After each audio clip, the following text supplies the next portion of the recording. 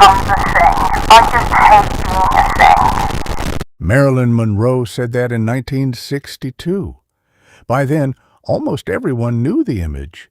The blonde hair, the smile, the movies, the photographs, the voice. But Marilyn was talking about something much deeper. She didn't want to be a thing. She wanted to be a person.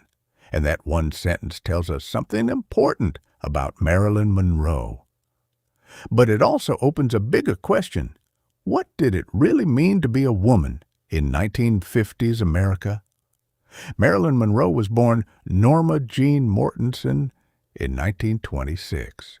Her childhood was far from the glamorous life people would later associate with her.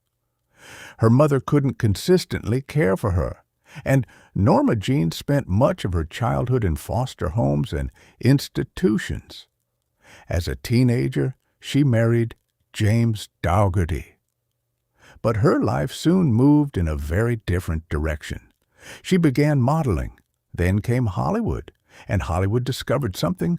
Norma Jeane could become Marilyn Monroe. The blonde hair, the breathy voice, the glamorous clothes, the innocent, seductive character, and eventually one of the most famous images in American culture, the sex symbol. Hollywood had found something audiences wanted, but Marilyn wanted something else too. She wanted to be taken seriously as an actress. So she studied acting.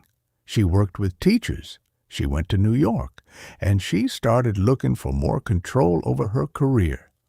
In 1955, she helped create Marilyn Monroe Productions with photographer Milton Green.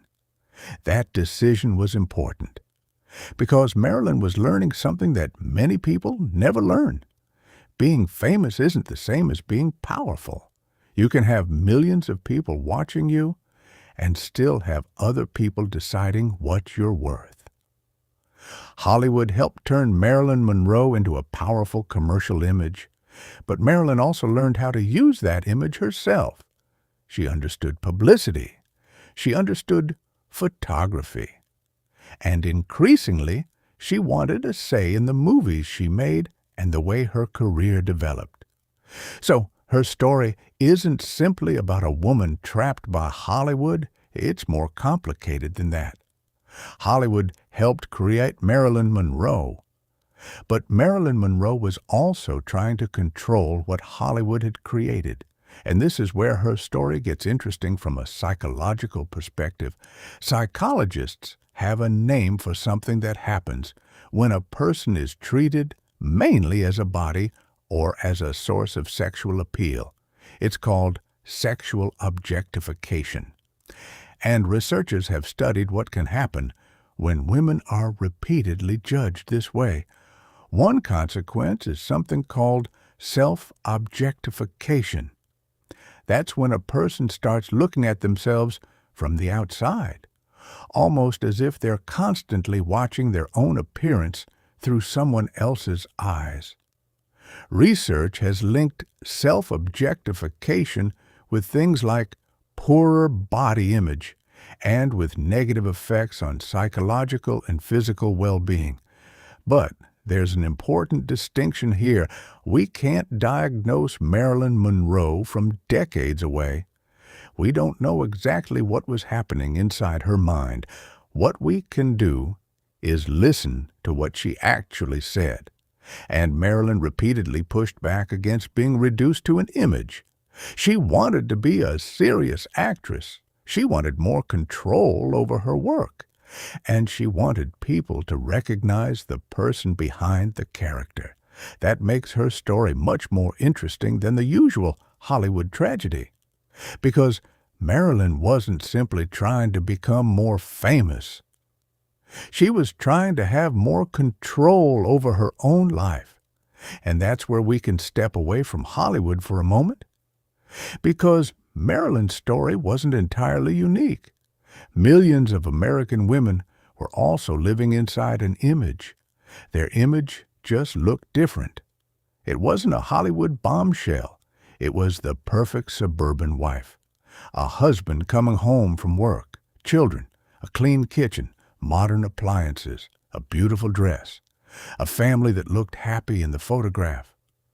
American popular culture in the 1950s promoted a powerful image of the ideal woman, and that image came with expectations. How she should look, how she should behave, what kind of work was appropriate, what kind of marriage she should have, and what kind of mother she should become. The reality was more complicated, of course. Women worked, women had ambitions, women had different lives.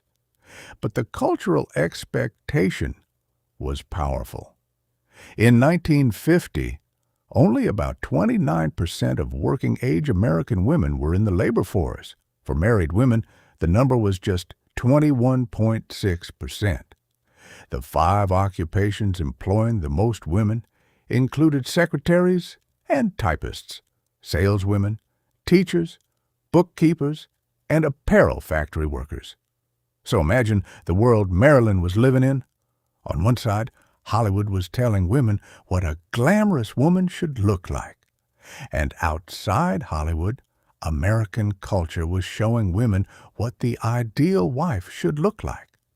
The two images were different, but the pressure behind them could be surprisingly similar. Be beautiful, be desirable, be successful, be a good wife, be a good mother, and somehow fit the picture. Marilyn's picture was the glamorous blonde. The ordinary woman's picture was the perfect wife. And once people decide what you're supposed to be, it can become difficult to show them who you actually are. That's why Marilyn's fight for control over her career matters. She wasn't simply chasing fame. She was trying to gain agency, to have a voice, to make choices, to decide what kind of actress she wanted to become. And maybe that's the part of Marilyn's story we don't talk about enough.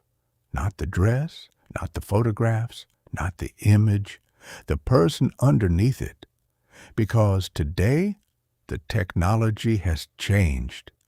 The magazines became social media. The studio publicity machine became algorithms. And the beauty standards keep changing. But the basic question is still here. Are you living your own life? Or are you constantly performing the version of yourself that other people expect to see? And here's my personal opinion as the creator of this video. I don't think Marilyn Monroe's greatest lesson is that fame is dangerous. I think it's that attention and freedom are two completely different things. You can have millions of people watching you and still have very little control over your own life. And you don't have to be famous to experience that.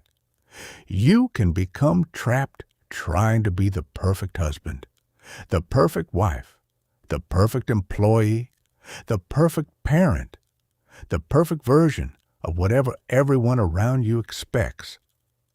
Marilyn Monroe spent much of her life between two identities, the person she wanted to become and the person the world wanted her to be. Maybe that's why her story still feels familiar, because underneath all the photographs, the movies, and the fame, there was a very simple human desire to be seen as a person, not a product, not a fantasy, not a thing. Being admired isn't the same as being known, and being seen isn't the same as being understood. Marilyn Monroe wanted people to see the person behind the image, and perhaps that's the part of her story worth remembering. If you enjoyed this story, subscribe to The Way We Lived, because we're not just looking at famous faces from America's past. We're looking at the lives behind the pictures and the everyday world ordinary Americans were living in when those pictures were being taken.